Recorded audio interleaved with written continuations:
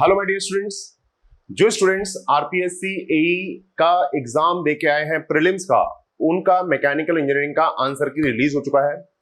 अब जो मैं आपको बताने जा रहा हूं यहाँ क्वेश्चंस, उसमें कुछ क्वेश्चंस में जो आपको यहाँ पे डाउट्स लग रहे हैं, उन क्वेश्चंस में मैं थर्मल इंजीनियरिंग के जो पार्ट है उसको यहाँ पे डिस्कस करने वाला हूं। इस क्वेश्चन में जो आपको डाउट लग रहे हैं इस पूरे पेपर में, तो हमारा जो पहला क्वेश्चन है वो है आपका refrigeration plant is maintained eight -3 degree Celsius. अगर मैं इस क्वेश्चन को देखूं जो आपके आरपीएससी एई के जो एग्जाम में पूछा गया है, और यहाँ पे जो मैंने आपको रेफरेंस दिया है वो है थर्मल इंजीनियरिंग का एसआई यूनिट्स में RS. Kurmi and JK. Gupta के नाम से बुक। और इसमें देखोगे आप तो यहाँ पे आपको देखो बिल्कुल सिंपल सा यहाँ पे और यहाँ पे लैंग्वेज में हल्का सा चेंज है और न्यूमेरिकल वैल्यू में भी हल्का सा चेंज है। कैसे? यहाँ पे जो लोअर टेम्परेचर दे रखा है वो -5 डिग्री सेल्सियस है और यहाँ पे जो है वो -3 डिग्री सेल्सियस है। यहाँ पे दे रखा है आपके पास 35 डिग्री सेल्सियस सराउंडिंग टेम्परेचर और यहाँ पे दे रखा है आपको 37 डिग्री सेल्सियस। तो यहाँ पे और यहाँ पे क्वेश्चन के पैटर्न में देखें तो बिल्कुल सिमिलर पैटर्न है। अगर इसको रेफरेंस लेके चले अपन तो हमारा जो आंसर है वो क्या मैच करता है? लोअर टेम्परेचर -3 है, हायर टेम्परेचर जो है वो 310 है। अगर आप यहां पे सॉल्व करते हैं तो आइडियल साइकिल का जो सीओपी आएगा वो आएगा 6.75 और इस 6.75 का कह रहा है कि एक्चुअल जो है वो 1/3 है। तो 1/3 है, इसका मतलब ये है कि 2.25 आ जाएगा और 2.25 देखोगे तो सीओपी ऑफ एक्चुअल साइकिल होगा Q2/WN। यहाँ पे सिमिलर डायग्राम आपको यहाँ पे रिप्रेजेंट कर रखा है और यहाँ पे देखोगे तो Q2/WN और यहाँ से WN निकालोगे तो यहाँ 30/2.25 यानी कि 13.33 किलोवाट आंसर होगा। 13.33 किलोवाट आंसर होगा। लेकिन आप अपने सोल्यूशन में देखोगे तो आपको यहाँ पे एक भी क्वेश्चन में 13.25 किलोवाट आंसर नहीं दिखेगा। तो आप इस पे कंप्लेंट कर सकते हैं कि यहाँ पे आपके पास जो आंसर होगा वो आंसर आपका मैच नहीं कर रहा है। यहाँ पे देखिए आप मैच नहीं कर रहा है 4.44 नियरली अगर आंसर लगाना चाहे नियरली, लेकिन नियरली भी आंसर जो है वो बहुत दूर है। देखिए 12 है और एक 13.33 है, थोड़ा सा फ्लक्चुएशन तो है, राइट। तो ये क्वेश्चन में थोड़ा डाउट लग रहा है, हो सकता है ये क्वेश्चन डिलीट हो या आप यहाँ पे देखेंगे तो सब मार्क्स फॉल ऑल भी हो सकता है, ठीक। तो यहाँ पे आपके पास जहाँ पे पॉइंट रहता है कि ये वाला क्वेश्चन आपका डाउट रहता है तो मैंने आपको यहाँ पे बुक का रेफरेंस दिया है और यहाँ पे जो क्वेश्चन का टाइप है सिमिलर क्वेश्चन का टाइप वो यहाँ पे आपको देखने को मिल जाएगा, ठीक।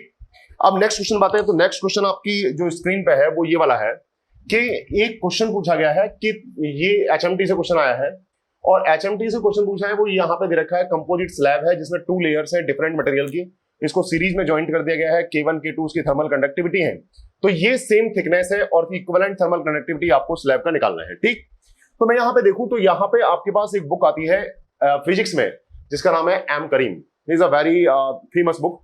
अगर आप देखोगे तो इस बुक में आपके पास जो पेज नंबर है वो 229 और इसमें क्वेश्चन नंबर देखोगे आप तो क्वेश्चन नंबर आपको दिखेगा, यहाँ पे आपको क्वेश्चन नंबर दिखेगा वो है आपका 8 नंबर क्वेश्चन। आप आराम से देख सकते हैं क्वेश्चन नंबर 8 जो है वो आप देखेंगे और यहाँ पे जो आपको क्वेश्चन दे रखा है वो एग्जैक्टली सिमिलर है और यहाँ पे आंसर भी दे रखा है कि answer 2K1 K2 upon K1 plus K2 आएगा।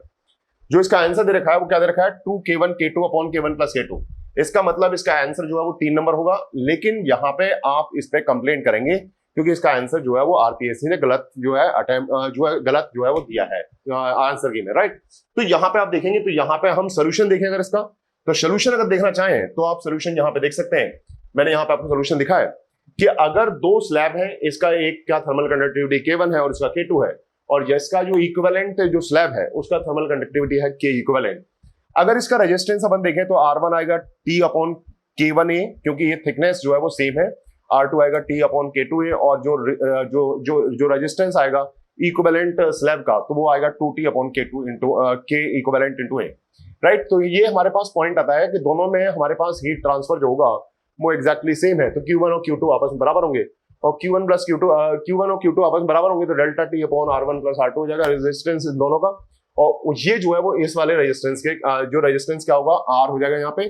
तो ये जो हीट है वो हमारे पास सेम हो जाएगी, तो यहाँ से हम वैल्यू निकाल सकते हैं कि T अपॉन देखो डेल्टा T से डेल्टा T कैंसिल आउट हो जाएगा तो R बराबर हो जाएगा R1 प्लस R2।